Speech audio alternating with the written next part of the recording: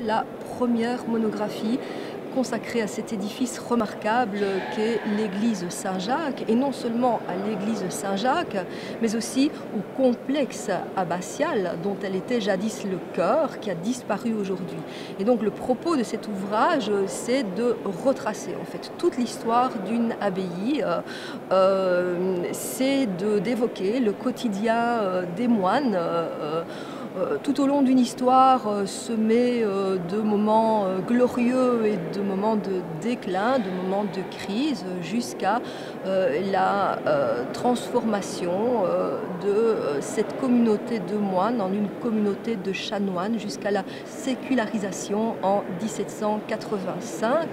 Ce que nous avons également mis en avant dans cet ouvrage, c'est la qualité architecturale de l'église et la qualité exceptionnelle de son mobilier. Et donc nous évoquons aussi bien les vitraux, les orgues, le patrimoine monumental, les statues qui se trouvent partout dans l'église et qui sont autant de pièces d'œuvres d'art absolument remarquables. L'église Saint-Jacques, elle est surprenante par la qualité architecturale.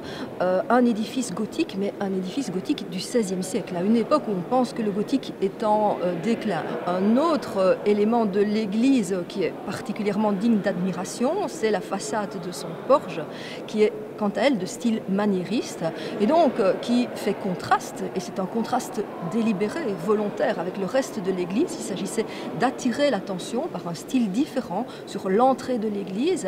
Eh bien, ce portail, au XIXe siècle, à l'époque où on appréciait tant le style gothique, il n'a plus été apprécié, et on a même envisagé de le détruire. Et si on ne l'a pas fait, c'est uniquement parce qu'on manquait d'argent pour effectuer cette destruction.